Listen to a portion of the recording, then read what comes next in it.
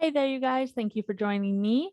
So today we're going to talk about insecure attachment, what we think is happening and what is actually happening. So what we think is happening is we experience a circumstance and it activates our attachment system, and then we take action. But there's actually some things in between in between these steps that is actually happening. So when we experience a circumstance, we have a thought. They don't love me anymore. They are going to leave me. They are abandoning me. I'm not enough. This right here is a huge part in the insecure attachment system that is being left out. When we experience a circumstance, which for people with insecure attachment could range from somebody not texting us back to having an argument with a partner, um, to somebody canceling their plans. My brain loved that. The moment somebody canceled plans, my brain went to the end of the world. My brain used to say things like, see, they were never that interested in you anyways. You're not really going to be able to go on this date. They don't like you. I mean, my brain gave me a list of things, right? So then we have a thought. Obviously, some of our brains have lots of thoughts, but they all create a feeling that's very uncomfortable. And that emotion could be rejection, it could be shame, it could be feeling not good enough, inadequate. We could also feel abandoned. There are lots of feelings that are connected with each thought that we give, that our brain gives us. So if you're a person with insecure attachment and you notice that little things really set you off, that's normal. It's completely normal. The thing is if you were like me, you probably didn't like how you responded, and you probably didn't like how you felt like you were crazy. Well, the reason why you felt like you were crazy is because your brain was literally going crazy. Your brain was being set off and triggered by something that took place, and then it sent you like 1,000 negative thoughts on replay. And then all of those thoughts created a whole bunch of uncomfortable emotions, so many emotions that it becomes overwhelming. We become stressed out. And then we want to take action so that we don't feel that way anymore. See right up here, take action. But what we really need to do when we experience a circumstance that triggers our attachment style, and we need to step into awareness that our brain is sending us 1,000 negative thoughts, we need to catch it. We need to notice those thoughts. What is my brain saying right now?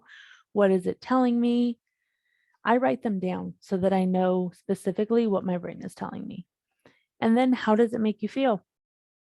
I write those down because that is the only way that I am able to pause, stop and pause. This is what people with insecure attachment don't do. We come back up here, right? We experience something, we have been triggered, we take action. Most of the time, it's impulsive reaction, and not because it's anything wrong with that. That's just because we need to hurry up and feel better. The feelings that we're feeling right now are not okay. They're not good for us. That's what our brain tells us. But what I work with women on is this right here. I teach them how everything that they're feeling is normal. All of the 1,000 bazillion negative thoughts that they are encountering is normal. But this is the part that we have to stop. We have to notice that our thought are where we need our work to be done. We need to realize that when we have an emotion, it's a signal that we had a thought that didn't feel really good. So we stop, we pause. And you guys, this is the big part most people with insecure attachment are missing: compassion.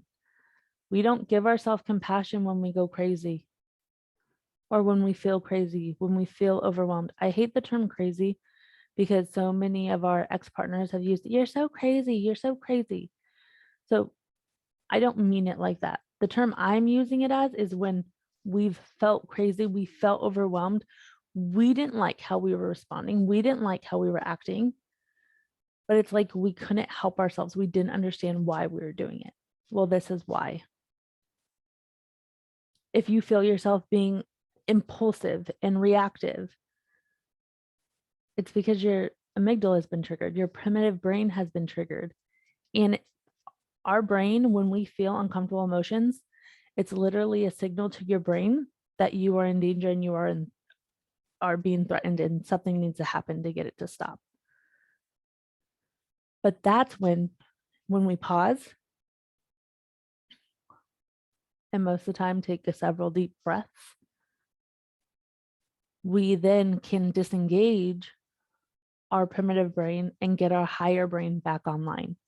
Because what happens between here and here and here and here, what happens between our negative thoughts and feeling an emotion is that our higher brain, our prefrontal cortex, actually goes offline. And when our brain goes offline, our higher brain goes offline, our ability to make really good decisions, our ability to choose our actions, our ability to filter our response is decreased. There's a saying called the higher the emotions, the lower the intelligence. What that means is our primitive brain takes over our prefrontal cortex because it literally has gone offline. So now we're working from a space in our brain that is primitive and automatic. It goes back to all of those old habits that we've been trying to stop, our codependency habits, our people-pleasing habits, our, trying to action through our worth. All of those places, they come back up again because that's where our primitive brain is. So if we stop and we pause, that gives us the little bit of space to be in awareness. And that little bit of space to be in awareness allows us the time to recognize that, okay, it's time to give myself compassion. My insecure attachment system has been triggered. I'm experiencing a lot of negative thoughts and it does not feel good. So I'm not in a space to respond right now. I'm not in a space to really even listen. I'm not in a space to do anything. I literally need to just pause and stop and try to get my higher brain back online so that I can really figure out what is going on here. Because so often if we don't stop, we feel these uncomfortable emotions and we take action, we're doing it from a place of other people cause our emotions, other people cause our feelings. We're not taking the ownership of, okay, what's really going on here? What is really true? A lot of times people with insecure attachment, we have a brain that finds its way of collecting evidence to prove our confirmation biases to be true, which will probably be the next video. Confirmation bias is when our brain looks for evidence to prove thoughts that we think are true to be true. Even if what we think isn't actually true, if we believe it hard enough, our brain looks for evidence to prove it to be true. That's why it's important that we stop, we pause, and we really ask ourselves, what is really going on? What are all the possibilities of what could be going on?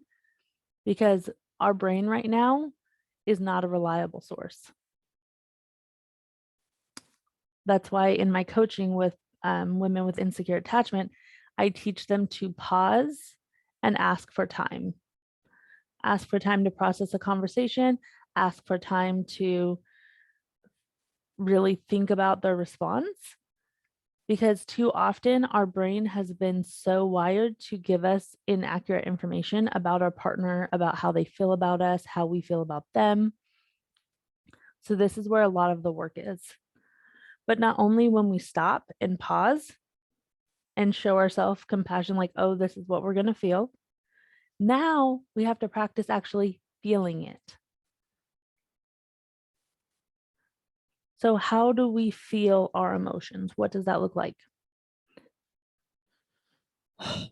It's taking a deep breath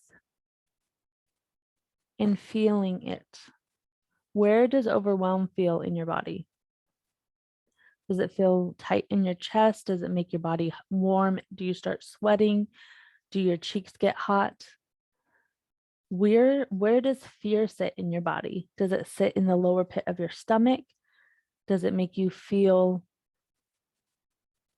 like you need to be tightened and like you're tense, your body's tense?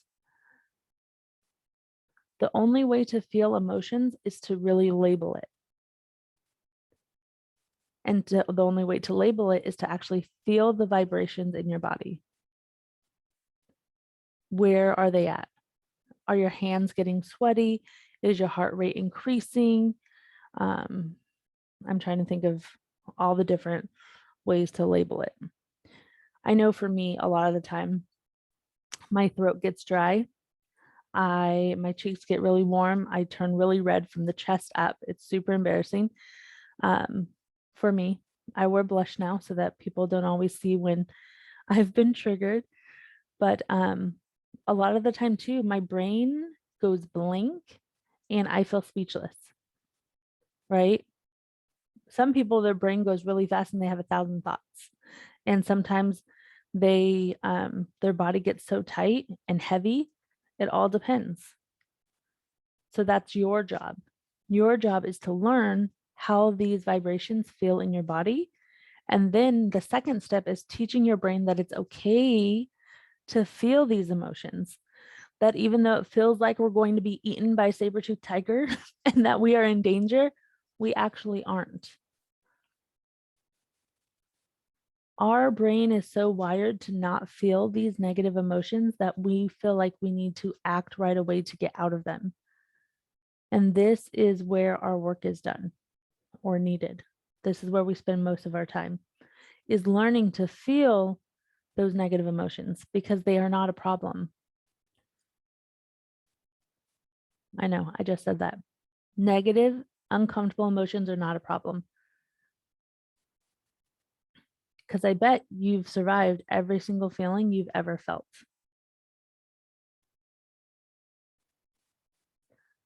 My coach told us the worst thing that could ever happen to us is we feel a negative emotion. We feel an uncomfortable emotion. We feel a hard emotion. And I wanted to disagree with her. I wanted to be like, no, the worst thing is to have somebody like die or leave us. But what happens when somebody dies or leaves us, right? We get to sit with and feel all the way that we feel.